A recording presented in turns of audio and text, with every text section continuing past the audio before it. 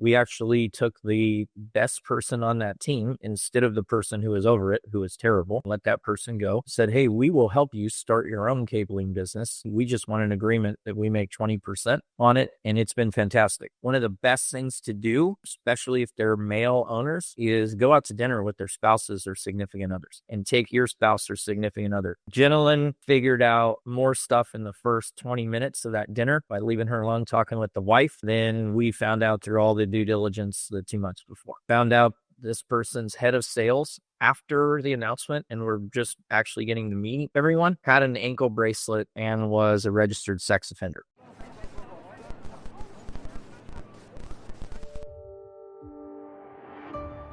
Nice to meet you guys. James Bates. I live here in California, Northern California, and primary business. I own, co-founder and CEO of a IT and cybersecurity business in a very fragmented market, and we've done our industry rather, and we've done 3 acquisitions. And so I know Jay through GoBundance, and he's a great guy. And just glad to be here. And any way I can offer advice or tell you where we've done right and where we've done wrong, I'm happy to share it. Yeah, well, let's start with that first one. The first acquisition. How did you guys find it? How did the transaction get negotiated and all that and so forth? Yeah, so like say we learned everything on the first acquisition, right? Everything you don't know. We did use a brokerage firm that specializes in IT space. And we told them we were looking for a target in a certain geographic region, about an hour and a half from us. They found a target, and we used them, and they actually did a really good job. They helped us with a lot of due diligence. We've used them on 2 other transactions, and they saved us a lot on attorney fees by doing a lot of pre-legal work. So very well worth it, and I would definitely do it again with them, just based on the industry focus. What was the size of that first one? First deal was 1.5 million. It was a small one. We're just starting out. And what was the multiple on that? So that one we did 4.5. 4.5. Okay. Yep. And you bought it as it was in the same geographic area. It was close to you. Yeah, an hour and a half. And that's what we thought. We thought we're learning. Let's understand culture, what that's like. We can go into that one a little bit. We knew the guy was literally, there's very few people I would say this about, just a bad human being. Cussed out his employees, would do it all in writing and documentation. So structure is very important, because we said we will not inherit your liabilities. And part of us was like, we are going to be a hero to the people that are there. And then we also realized there's people that are here probably because they didn't have a choice, because otherwise if you had a choice, you wouldn't have stayed here. Yeah. I mean, just like one bomb in that one is finding out. So we do a lot of work, a lot of recurring revenue, particularly in the K through 12 space. So DOJ clearance, stuff like that is very important to us. Yeah. And found out this person's head of sales after the announcement, and we're just actually getting to meet everyone, had an ankle bracelet and was a registered sex offender. Oh, shit. And they knew that. And so it's like the things used, like, so do we need to do background checks as how do you do that before? So, yeah. Okay. Wow. So it's interesting, this aspect of buying a business that's doesn't have has a terrible culture, because the leader is just a terrible person. So in my mind, if I buy a company with a terrible culture, that's a turnaround, if you will. I have to fix that culture. And part of fixing that culture, I'm gonna have to turn over the people. How did that end? So how long have you owned this business? We've owned that one for 4.5 years. And so how did it play out? Like, you still have all the people there? Did you have to turn over half of it? How did it play out? So we knew the owner was toxic. We had a 2-month transition agreement for him. And 2 weeks in, we kicked him out of the office and said, you can't be around. You just need to go through us. 60% turnover within a year and a half. Wow. Okay. Yep. Yes. Really changed the scope of the business, got rid of bad clients. They had a business unit that didn't make any sense, a cabling division, different workman's comp class. We knew that going in. We took too long. It took us about a year and a half to spin that off. We should have done that a little sooner. And it's worked great. We actually took the best person on that team instead of the person who was over it, who was terrible, and let that person go. And said, hey, we will help you start your own cabling business and company. We just want an agreement that we make 20% on it. And it's been fantastic. We make 20% and I basically don't have to own a cabling business, but I get all the benefits of the profit. That's awesome. So in short, overall, financially, and for the people, the 40% that remain, it has actually worked out. It's cash flowed really well. The business paid itself off within 3 years. But it was stressful dealing with that toxic of an owner for the first year, for sure. So you'd still do that deal? No, I wouldn't. I think, having learned, I would spend my energy on a better target. It's all to turn around. Yeah. So it's too much. The turnaround was too much. And if you were to buy that transaction again, would you buy it with this at the same price, or how would you value? That's a very good question. So they were a mix of 30% recurring revenue and 70% product. So that alone would not meet our qualifiers anymore. So would I do it again or would I do it different? I mean, no, I just wouldn't. You just wouldn't do it. Yeah, I wouldn't do it. Okay. It's still, we made it work, but we also, it was a bad move doing the turnaround as the first one because you're trying to figure out culture and great culture. But it's also stripping on our people because there were a few toxic elements in it. Got it. So what are the learnings that you took from that first acquisition into the next one? Yeah, so we definitely learned, I mean, every deal, as you know, is different. The ownership structure, is there one owner, two owners? Or in the first one, they were husband and wife. That one's sticky. And the wife worked in the business, transitioning her out. So definitely spending more time with aligned cultures out of the gate. What we find is generally the team and the people that are being acquired, they say they want more process and procedure and structure. We generally find that the existing owners were usually the cause of the lack of the defined structure, and they push back and they fight. So transitioning ownership out or ones that don't align with that quickly. The other thing is really looking at the vertical. Do they align with what we're doing? We're really focused on recurring revenue. It's a lot cleaner. It's easier to manage, knowing the contract terms. So versus the first one it was a turnaround. It was a very difficult culture. It was a heavy product, hunt and kill kind of business. So our next acquisition looked quite a bit different from that one and was a lot smoother. Got it. Okay, so let's go to the next one.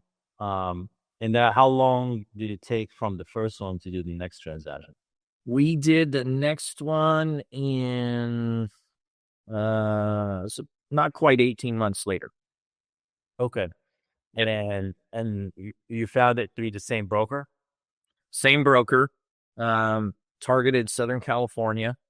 Our reach was expanding with bigger and bigger clients. And so we were having clients with multiple offices in Northern California, Southern California. Very clean business. There were two partners.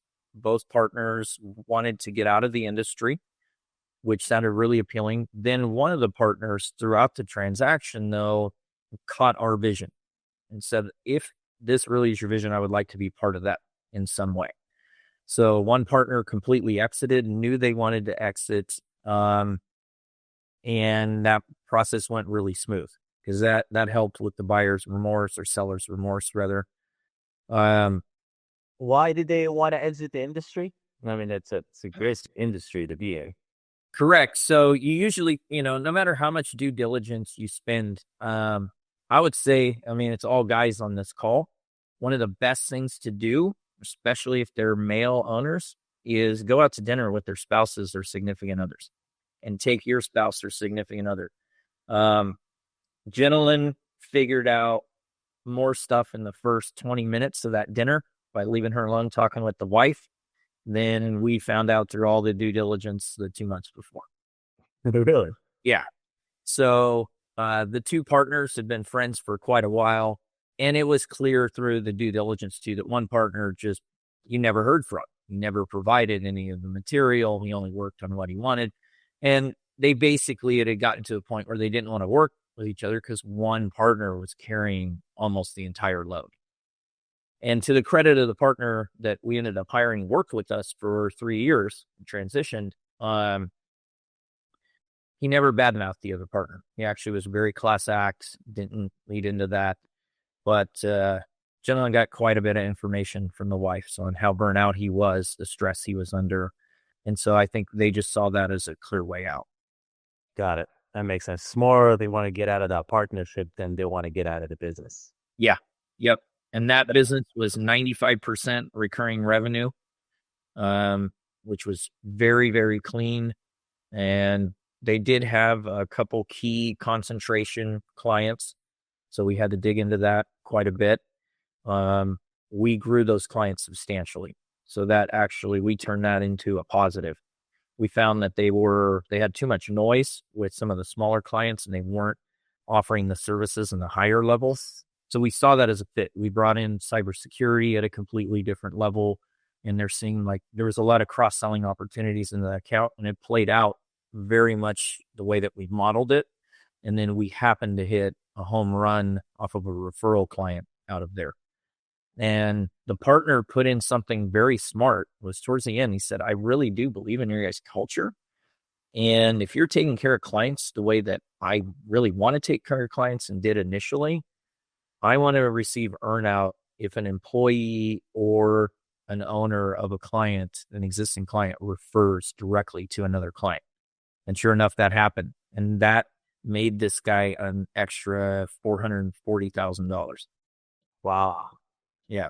So he got a referral from other referrals from existing clients. Yeah. The COO of their largest client fell in love with us and then referred us to an even larger client. Wow. That's awesome. And so you said, they were concentrated and you cut smaller clients. That means you made them even more concentrated. We started, so their top 30% of accounts, we started adding additional revenue across those. And when we blended it, it really brought the top two accounts from taking up, they had two accounts that were making up 20% of the revenue. Okay. And so when we went across the top 30%, we got those down to 14%. And we felt a lot more comfortable in that area. Yeah. That was our biggest battle with the remaining owner was because of some of the earnout is seeing the forest for the trees. Because even if you wanted to cut some tiny account that was $200 a month, that bleeding us like, wow, why can't we save them? It's still easy. It's still this. It's like, no, it's not. Yeah. Well, when he saw the other numbers, the whole number going up. Interesting. So what was the structure for that deal? And first of all, what size was the deal, and then what's the structure? So that deal was $5 million. Okay. So we jumped from 1.5 to 5 million on that one. And on, as we saw in the IT recurring space, the multiples can be dumb. So there is a multiple arbitrage. The first one we bought at 4.5, we were trading at around 6. So we got a little bit of arbitrage. When we bought the other one, we were trading closer to 8, and we bought those guys for 5.25. Okay. Yeah, so you went up also in terms of the multiple. And what was the structure like? The first one was a third down, a third fixed note, and then a third earnout. In the way on the earnout, we classify the revenue in buckets. So obviously, if it's something recurring, that's what we want to incentivize the most. That's where they're getting the highest. Things like product, you also have to look at what the gross margin is on that product. So there's some kickers in there. So we have 4 major buckets that we classify the revenue in. So that's another big tip is that we missed on the first one is talking to your finance and accounting team to make sure they can properly track this. So the first one was tons of Excel spreadsheets and like unknown numbers and what to earn out and trying to project it and all that stuff. The down payment on the next one was 40% down and 25% fixed note, and then 35% earnout. And it's the same thing. The earnout is bucketed based on the revenue. Yeah, we did the same exact buckets. It was very easy though, because 95% of the revenue was recurring. Yeah. And the earnout over how long?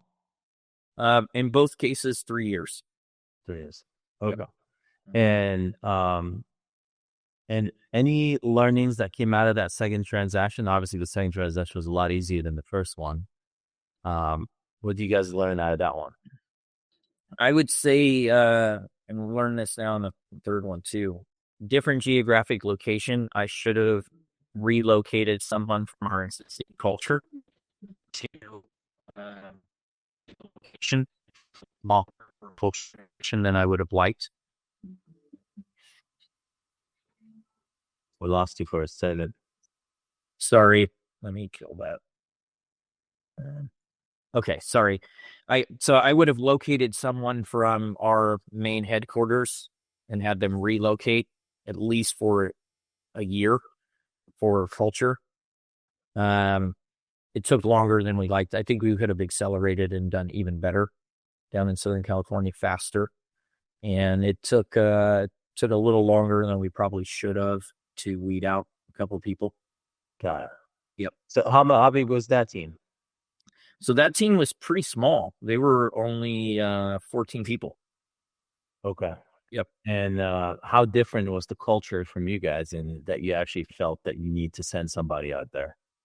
So they had the right heart for the client. It wasn't a toxic environment where they were being screamed at. It was just more of a really small business mindset and tyranny of the urgent. So always running to and fro. And then being in Southern California, they were doing a lot of things on site that they thought provided value. But as you know, with traffic and everything, it was taking longer. So they were missing some big opportunities and things for clients. And they just didn't have the confidence in selling. So I think us coming in larger, for instance, the largest client they had, when I realized how they were set up in their data center out of Las Vegas, I said, holy crap, they'd have multiple single points of failure. If any one of those goes down, and this is a multi-billion-dollar escrow company, I mean, you're talking about celebrities and athletes potentially not getting the keys to their house. Like, wow. So when I talked to the owner that stayed on, he said, oh my God, I know they need that, but it's just way too expensive. And I said, I'm pretty sure them being down is more expensive. So educating them, going through that process and selling, I sold that solution in less than a week to that client. And it was a several $100,000 solution that they needed. And they were pretty pissed at the other owner. And they still had to go, and they said, what we're upset at you with is that you didn't even give us the opportunity to say no. If we said no, and that's, I told them, you don't have to do any of this. It's all your risk appetite. Yeah. But just that maturity of selling, and their team wasn't as mature. A lot of it went right. So the interesting thing over that was we negotiated, that was right in the heart of COVID. So we did that whole thing over Zoom. Oh, wow. Yeah. That was a little bit awkward, but it did give us some nuances of what to do on Zoom and how to do more thought-provoking questions, stuff like that, till eventually we got them to agree to go out to dinner, and that's where the wives figured out a lot. What thought-provoking questions? So a lot of times on Zoom, it's just you're just hearing a lot of emotions and stuff. And so, or not emotions, you're getting a lot of data and everybody's telling you the pretty sanitized version. So it was, hey, now that you guys are all in your house, like, what are you doing with your kids? What's that going like? And it started to reveal some underlying stress and find the stressor. How's your team? What's your team been up to? How are you guys connecting? What's that been like? Um, if possible, and it depends on the person now controlling, but we generally try to pre-close, have at least a couple meetings or calls with a key person in the organization, comfortable. And generally, if they're hiding it the whole time, that's another red flag. And that's where you're asking more thought-provoking questions of, what's it really like on the ground? Is there a lot of stress as you guys are disconnected? What's it like with clients? They'll usually tell you a lot more than the owners. And on both transactions, were you able to talk to the clients? In the first one, 100% no. The guy was a total nut, control freak. The second one, yes, to the top two clients. Both of those had clauses in their contracts that were non-assumable. Okay. Yeah. And so how did you approach it with the client? Did you actually straight up told them that you guys are buying the business and you want to have that conversation, or you found this, like, you came with a different story? No, so we were honest. We were straight up with the clients, and we pre-gamed a lot with the owner on how to position that. Of saying he was staying on. He believed in the vision. I think that carried a lot of weight. Yeah. And he also said, there's services that I know you guys need that these guys can provide. And this should be a win-win. Our personnel aren't changing. The people that know your account are still going to be there, et cetera. It's just now we're going to have these extra skill sets. And that opened up really good, open, honest dialogue from the client on, great, here's things we like. And now that you guys are buying them, we want you to know this. And being able to gauge that. And we looked and said, okay, there's nothing scary. They're not saying they're going to walk, but they would like this. And that's all upside opportunity. Yes. Yeah, better opportunity. Were there any surprises on the first one, since you have not spoken to any of the clients? Were there any surprises on the client side? Did we churn? Ton. I mean, so the other piece is, I don't know what it is about IT companies, but apparently they're all given the worst advice on how to structure a company, legally, the entity. So the first one was a C Corp. And so we couldn't make the deal happen. And that's where, the M&A team really helped. And they said, majority of this is goodwill. So 95% of the business was goodwill. That's on him to prove from a tax standpoint. But that means you have intimate knowledge with the clients and functional. We found out tons of the clients hated him, would not talk to him, would only talk to certain people on his team. He portrayed a completely different case. And so there were some really irritated, pissed off clients.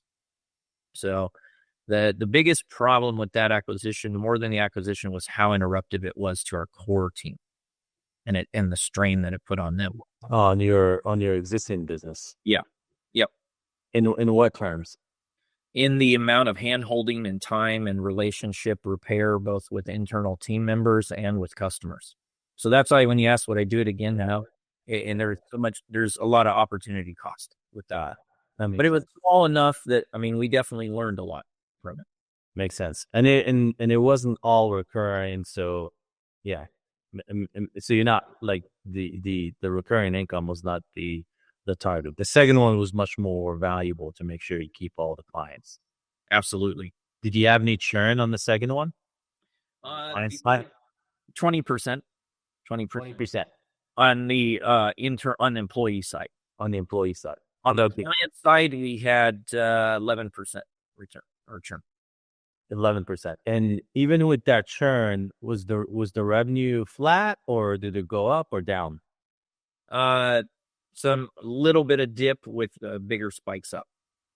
So we took the investment of a little bit of dip of offloading some really, just a handful bad toxic clients, and then refocus that energy. And obviously it takes time to retool, retrain the team. Yeah. But so the first 12 months, was it flat or down? It was up the first 12 months. It was up 12 months. Yeah. So we dipped it in the first 8 months. And then we, like, for instance, I mean, they had one account that was $20,000 a month. And by the end of that year, it was $30,000 a month. Okay. So you went through that S curve within 12 months and then you got out of it. Yeah. When you were up. Okay. Now the third transaction. Tell us about that one. Yeah, so this is our bigger one. So these guys, two brothers, both brothers are still on. We just completed this one last April. I really need to honestly get rid of one brother, so that's a little bit of sticky situation. He's kind of like a savant, but you can't keep him focused on any one thing, so he just doesn't produce. They are they're a lot larger, 50% recurring revenue. So not 95%, but they focus in the K-12 space. So we spent a lot of time getting to know these guys, and incredible culture. People are great. The right client mix. They grew this thing really quickly, and it's like they're running it out of the back of their car. So really lack of processes, systems. Jay and I were talking about this. Ironically, they were on the same technology stack as us, and they were actually the most difficult to integrate. So exporting and cleaning up from a different technology stack was actually easier than trying to merge the same. So these guys, so one thing I would say that we've learned throughout the whole process is we realized how much due diligence, questioning, we're quicker at replacing people. All right, why don't we do this in our core business like this? Right? It's like it's easier to take care of someone else's house than your own. So let's go back to this is not in California. This is in Ohio, right? In Ohio. Yep. Yeah. And what was the size of this one? This last one? This one is $7 million. $7 million. Okay. And what was the deal structure? Again, when I'm saying the numbers, like that one's not completed yet, it'll depend on the earnout. Could fluctuate that. Makes sense. Yes. And what's the structure? So this one keeps going up in the industry. So this was 50% down, 25% earnout, 25% fixed note. Okay. Got it. And only 2 years on the earnout on this one. And what was the multiple? This one we picked up at 5.5 also. Okay. Yeah. And this is just two brothers. Was the wife involved? I remember there was a wife. Yeah, the wife. So legally, only one brother is the legal owner, but they had a gentleman's agreement that if they exited, he would give the other brother 30%. So it actually made the documentation and everything really clean. Yeah. Only needed one person to sign. The wife, Dana, was the one. It was kind of like, I felt like she was the kindergarten teacher keeping the kindergartners in line. So, as they would just, like, we don't inventory equipment, and big mistake with these guys is, so schools buy a lot of stuff. They don't buy, 50 computers. They'll buy 1,000 or 3,000 or 5,000 at a time. These guys were, they were buying stuff and inventorying it. So during COVID and the supply chain, they built a really good relationship with a particular team at a major vendor. When they overproduce, so let's say LA Unified orders, 80,000 of something, and they're like, oh, we only want 50,000. They would still finish that run, but they would have 30,000. So they had a line on stock. But I told them, I said, the best salesperson I've ever met is the person at that vendor, because they make you think such scarcity, you're never going to be able to buy that. You're buying like anything and everything. They did make good margin on it, but I'm like, you guys aren't factoring what it costs to receive it, inventory it, deliver it back out, carry it. They just aren't operationally mature. So the wife would basically manage them so they didn't run out of cash. So profitable business, but terrible cash flow management. Yes. And so how do you diligence the quality of the agreements of the client relations? And let's start with that, like, because a lot of these recurring income, that's what you're buying, that's the where the value is. So how do you diligence the quality of those relationships? Yeah, and that's the M&A team we work, they call it a TAM. They have a very extensive modeling where they get in and they normalize the financials. They start breaking it out, and then they add, all the contracts. So are they assumable? What's the contract length? CSAT scores from customers. Although I'll say CSAT, normally in our industry, people are filling out customer satisfaction surveys after every ticket. The decision maker is not normally the one submitting tickets. Yeah. So delving into that a little more. It's also a little easier in the public space. We can see when contracts renewed. At a time, they're all presented at the board, so we can actually get copies of those contracts ahead of time if you're working with someone that works with public entities. And then we look at trends of the customer. Is the spending going up or down? If it's going down, that's usually a bad sign. They're cutting services, they're buying from somewhere else. So really looking at that over a 3-year history.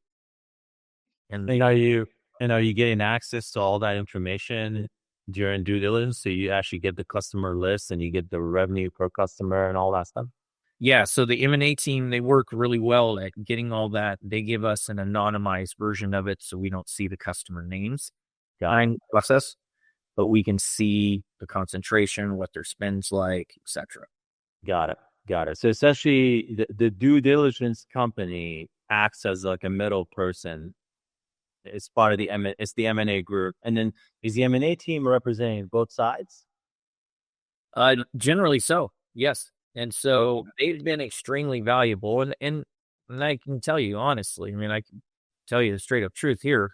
They make sure it's like, hey, you guys are going to, you're going to screw them kind of deal, right? They're like, let's put together an offer that's market or near market. We don't mind helping you get a deal, but let's make sure it's a reasonable deal. Let's not shoot ourselves in the foot right out of the gate, come out with some stupid low number. This is what other things are trading for. So they're honest. They always say, the buyer is the one paying us. We're going to skew a little bit more towards the buyer on favorability, but we're also going to make sure you have the right protections and things. So they've really helped. Their whole thing is, we want you guys to build the relationships, find out the good, the bad, the dirty, the ugly, but really paint the vision together of what this thing will look like go forward, especially when you got an earnout component, and focus on that. Do not talk price and money. Let us handle that. Let us collect the data. You use your intelligence, and if there's certain questions you glean out of that data you want us to dig into beyond what we normally see, we're happy to do so. And then let us use the right justifications to go ask for price adjustments or structure changes. And then they have really, really good legal templates that have saved us a lot in attorney fees. And the contract all held up and done well. We haven't had any contract issues. Well, that's awesome. And so you're essentially they're strictly representing you. They're handling the transaction for the seller, but the seller is not paying it. You guys are paying it. We're paying. Got it. And then also they're doing due diligence where they're providing anonymity in terms of like client lists and in terms of, I'm assuming, employee lists, and doing the due diligence where they're earning the trust of the seller and working for you guys at the same time. That's very unique. Yeah, it is. And they do a really good job of, so it doesn't turn into like good cop, bad cop. Yeah. Us in a good light and a good standing. Okay. They can play a little bit bad cop, but they really build a relationship. And did they bring you the deal before they do the due diligence, or they'll bring you the deal, like, and explain kind of like the general terms, and then you go into due diligence once you put an LOI in place? Yeah, so their structure is pretty interesting. So for us, they charge 30. When we say, hey, we want to target, we're actively on the hunt, we pay them a flat fee of $3,500 a month, and they start hunting in the criteria. We've also learned, though, I mean, if they find a really good deal and we're not paying them to hunt, they'll still bring us the deal. So most of the time, we don't waste the money spending the $3,500 a month. Yeah. Their big thing is they write really good LOIs. So it's not a 2-page LOI. It's normally an 8 to 11-page LOI. And when you get there, it's like, as long as the contract mirrors this, we've already negotiated out all of the big gotchas in there. So there's a lot of clarity. So post LOI, it's $5,500 a month. And then there's the success fee. It tiers. So 10% on the, 5% on the first million. And then 1 to 2 million, it's 4%. 2 million plus, it's 3%. Interesting. Okay. Yeah. And so in the post LOI, is it like a defined period of time or whatever it takes? Yeah, there's an intended closing time. Yeah. Got it. Yep. Got it. Okay. You can't leave it open-ended or it just won't ever happen. Yeah. Yeah. Got it. That's when things usually fall apart. It gets the squirreliest right at the end. Yeah. Okay. And one last thing is, because there's a ton of schedules in the due diligence, it's really conditioning the seller that we know it's a lot of work. We're really with you. Anything we can do to make it easier. But no, you're building a mountain, and then the mountain's going to collapse and fall on us to read through the due diligence. So it seems exhausting in the beginning. You're pushing, you're building, you're providing all this stuff. Either way, you're answering really good questions about your own business and probably producing things that you didn't have before that will be good for you regardless. But no, it does shift at some point to where it is going to fall on us to actually go through that and then put together language around that, etc. Got it. And so what is what are the elements of due diligence within the MSP space? Obviously, I mean, you've got your financials is clearly a point, and looking at the mixture ratio for us, a big piece is talent. So headcount is a big piece, and knowing the wages that they're paying, commission structures. So many times we're going in, we're looking, and we're saying, okay, they're underpaying people in market, or they've identified this as a key person, and we know that. So we need to model in that there's going to be some salary increases, because we're going to have some interruption. That's when you can get the most movement. And they always say, what's the transition plan? What should we do? What should we focus on? Like, 2 things: keep our best people, keep our clients. Like, that's what we focus on, whatever that takes. Of course, you get some symmetries. We're looking for tools and tool stack and wasted, what potential savings. And there always is savings, especially in your overhead departments, normally in finance and accounting. There's usually, and then we're a lot bigger, so we get a lot better pricing on a lot of the tools and the unit cost. And then customer mix, like, are they heavy in a particular industry? So right now, we would be looking, if you're heavy into real estate, that's going to be a gamble right now. There's a lot of layoffs and, mortgage offices, loan offices, brokerages, etc. So the best questions that we spend are really around, also certifications are key, who their key vendors are. Is there alignment there, acceleration, what their products stack? But the best questions are all about their customers. We want to know everything we can about that customer. What is that like? Is it geographic challenges? Is it tool challenges? You don't have the right certifications, or you don't have high enough insurance for what's barring you from going to the next level with those larger clients? And these are questions that you ask the sellers. Yeah. And so those are the kind of things the M&A team, they're real working on gathering all the financial data, running models and saying, give me copies of the contracts, what the language, what would it take? Or, oh, hey, you're missing a signature on this contract. Can you go get that signed? That kind of stuff. Where we're more like, what do you think about, if they had a cybersecurity offering that looked like this, because we could do this or that. Oh, yeah, that would be really good. Or, that kind of mix. Or, oh, they've got a new do they have key personnel changes? Right. Oh, they got a COO there, and we're struggling because he has another IT group he used to work with.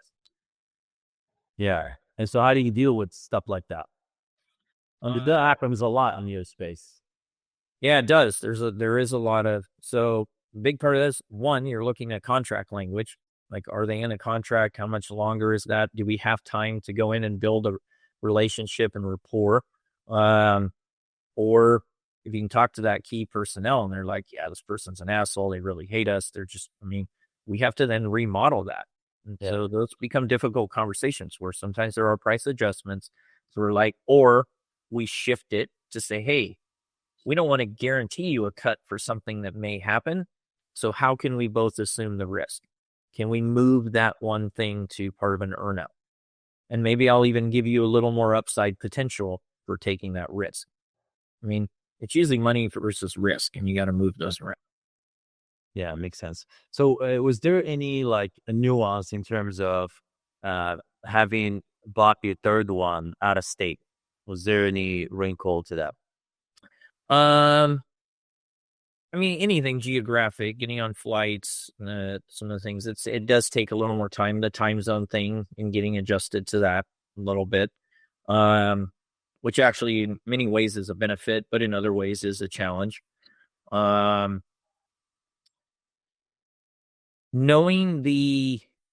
one wrinkle is the way that school districts work in California is different. A lot of them run through county offices of education, where it's kind of like a mafia setup, to be honest, in Ohio, where it's retired superintendents form these groups, and then they run these groups and they run the services through it. So you kind of need to be part of that good old boys club.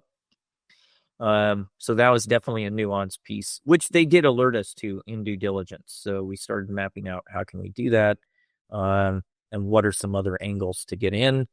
And, at what point do you want to try to go head to head with some of these because they're terrible? Or, so that nuance has been a learning curve for us. And since these relationships were formed with the sellers, how do you transition those relationships to you guys? So the best thing and what we've done right is sending people at multiple levels and getting them. So getting your boots on the ground people working with their boots on the ground people and actually going out to the clients, seeing it. They are used to our processes and systems, and they're like, oh my God, they can miss this, or, oh, they're not tracking this, or, they don't have an inventory for that, or they don't deploy it this way. They're manually doing that. You don't really get that from the ownership because they're too disconnected, and you don't always get it from the managers because they're prideful. They don't want to share, but it's getting managers connecting with other managers and knowing they feel supported, helping them win deals, solve challenges. Because it feels like big brother's coming in. You don't want to just point out flaws. So we try to find little wins at all levels. Like, oh, here's something. How can we help them, but let them have the credit? Yeah. Okay. And I know I'm going back to the deal structure. Is there a working capital element in the structure? We didn't have a working capital element until this last deal. We did put a working capital element because we saw how they were inventory equipment and the cash flow and everything. So yeah. Yeah. And then when you try to calculate the working capital, did you figure out correctly? Was there, afterward, that was the right amount, or was it less? We should have asked for more. Okay. And the reason why is they were running this thing like out of their trunk. And we imagine you've just paid the down payment, you're paying all this, you paid your success fee, and all of these things, and then you get a $400,000 invoice from Dell. Yeah. And then you get a $300,000 invoice from another vendor, and then 400, 300. And so, I mean, those guys blew through $2 million in cash in a 90-day period. Wow. So it took us longer. We should have been better prepared. We didn't realize just how fast they were buying stuff. And just getting all the financials integrated. So it took us a little while to see it. And yeah, so was that something that you would want to fix in the due diligence process? absolutely, yeah, and more in the PO control, Got it. right? So you don't want to be too interruptive. You don't want to slow business down, but we thought that a lot of these things were already things they had POs for and were already sold. We averaged 28 days outstanding. So we thought, okay, even if it's 40 days, but when you're inventorying it and you haven't even sold it, the other thing that they did is they mixed project labor with product.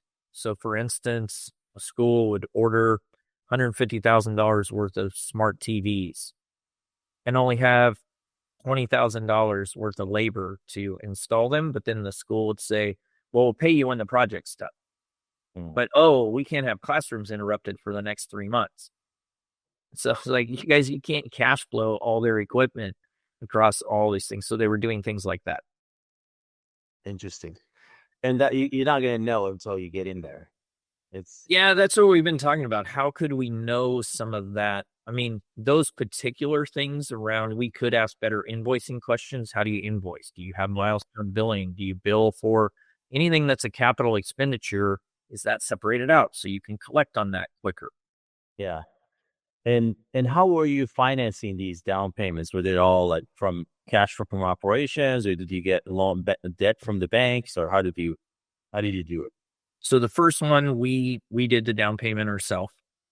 Then that going successfully, one of our major banking partners said, "Hey, we'll lend you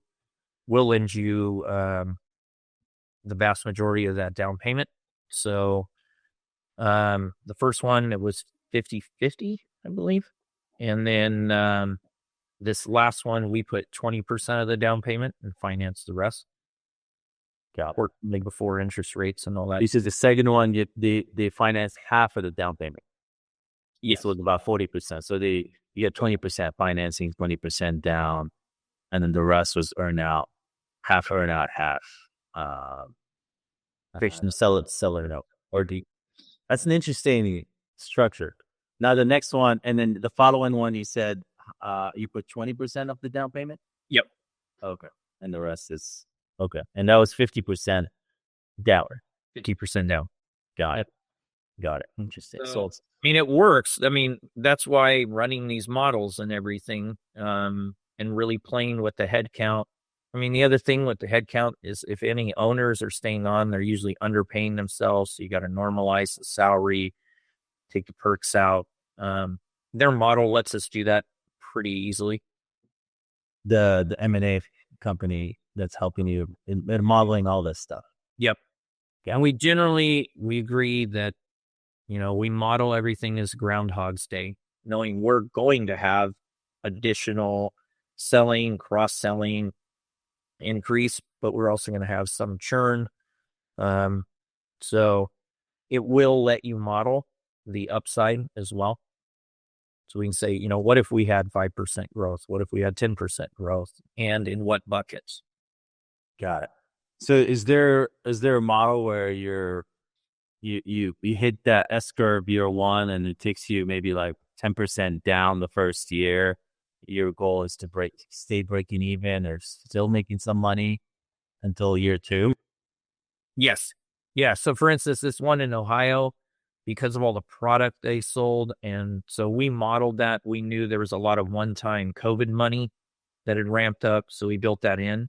So we'll see a 20% decrease in overall revenue but our revenue mixture is getting better in recurring versus product and the headcount normalization, et cetera. So we're going to perform about 16%, it's looking like, below our original model target year one with Ohio.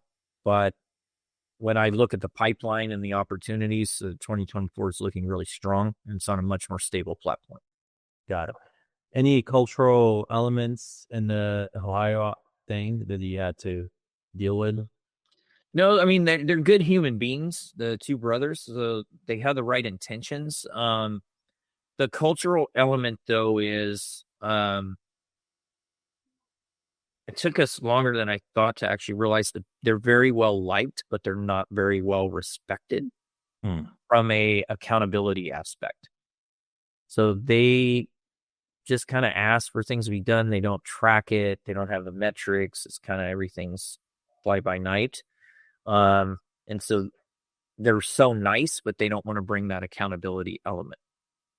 But really, the team wants the accountability. The problem is we were trying to add the accountability element through the ownership, but then they don't, just because we gave them the tools, they weren't following through with it. So once we started pairing up the people directly, then it became like co-designed accountability, what they were looking for, what they needed, what the company needed, and it started taking grasp a lot faster, much faster. That's awesome. Guys, have any questions? James and I can talk about this for hours. We always do. Have any of you guys done acquisitions?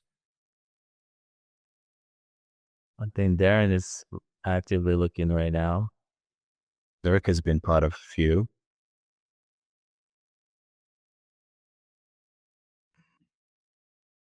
Yeah, James, appreciate you running us through all that and just kind of, sharing the lessons and what you learned and what went well and kind of what parlayed in. I will triple back you on it is a really, really good decision anytime that you get into business with somebody, or if you're hiring top level people, go to dinner with their significant others. And I agree, you learn a lot in that process. And it sounds like that was a real winner for you guys. That's awesome. Yeah, that's cool. I'm sure you had stories. There's just the significant others will usually share a lot. They're not posturing and peacocking as much. And they don't have the same perspective, yeah. So it's a completely different perspective. Mm-hmm. Hey, I want to repeat Sean's question. Thanks, James, for sharing your experience. I'm early in this process, trying to acquire my first, IT-based company, because that's my background and skills. Actually, I'm interested in the same question that Cham asked in the chat. What was the firm's name? It looks like a really useful firm for someone like me, totally new. Oh, yeah, and I can make an introduction for you. So their name is Cogent Partners. Cogent? How do you spell it? That would be really great if you could introduce me. Yeah, it's Cogent. Okay. Rick Murphy, who is the owner, can drive you nuts. He's just such a giant. Jay, you talked to him. Yes. He's such a giant personality, and he's kind of a blowhard and whatever. He's a likable guy. His team is incredible. When you actually work with his team, they're very, very capable and smart. And he's not the one usually interfacing with the clients and stuff. It's his team. Yeah, he's a character. Yep. No, from the business model, the way they do the transaction is amazing. I've never seen that before. And they've got their specialization within the space, and they're able to generate source deals and earn the trust of the seller and the buyer, and be able to facilitate those transactions. That's great. Yeah, they've done a really good job. So, what is the next acquisition? What did it need to look like for it to pique your interest? Oh, one thing I forgot to mention that was also very attractive for why we bought the company in Irvine is they had a fairly hard to get. It takes over a year to get certification. So they had their SOC 2 Type 2 certification because of and that was very valuable to us. So we got to bridge that for a year and leverage that for our whole company. Well, DataPath underwent its SOC 2 Type 2, and that owner that stayed on really trained and guided our team through how to get that. So, yep. So, for us, it's obviously recurring revenue is the target. And or they have something, it could even be a smaller firm, but they have a certain technology or something that we could really exploit. So somebody really had an amazing tool for education that automated something or did something that would be like, oh my gosh, we could immediately differentiate ourselves in the space. That's where we're actually looking is, hey, is there some, because I feel like now we've our marketing's starting to tick up. We have the most well-defined commission structure. We have the best sales team. Weeded out a lot of sales people, got better sales people. So it's like, how much do I really want to buy that business versus just win it? And the talent has changed in our space too. There's more talent available than there was in past years. And I mean, we have employees in 8 different states now. So we've learned how to manage that culturally, have a lot of ways to stay engaged, etc. So I really would like to find that somebody that's doing something really, really well that would differentiate us in the space. Got it. Well, especially if they have some unique product or unique value proposition that you can deliver to the customer that no one else has. Exactly. Yeah. So that gives you a way to enter new markets, new customers, new things. So it makes a lot of sense. Ironically, when I talked to Cogent, they said, that's really smart. They said, we haven't had a single person ask us for that. They're all focused on either recurring or geography or a certain vertical. So it's in what is I know I was at an event this week and I heard that Google is rolling up cybersecurity companies. Have you heard? Actually, one of the guys in GoBus sold his company to Google. No, I hadn't heard that. Yeah, so they're essentially trying to dominate that market, and they're anyone that has some unique product like you're mentioning, they're acquiring. Yeah, so I was gonna say, the MSP space, or I could see them more in the IP space, that they want somebody that's got something unique. Yeah. So this one, it was kind of like an MSP, but had like a specific IP to that. Wow. And yeah. So what you're looking for, pretty much, which is interesting. I don't have Google's budget though, so I know. Cool, man. Well, I really appreciate you for taking the time and running us through the 3. I know there's a lot more. There's wealth of knowledge in all these experiences, and I look forward to bringing you on when you do the 4th acquisition. All right. Yeah. Cool. I appreciate it. Hopefully this was helpful. And good luck, you guys. If I can ever be a resource, let me know.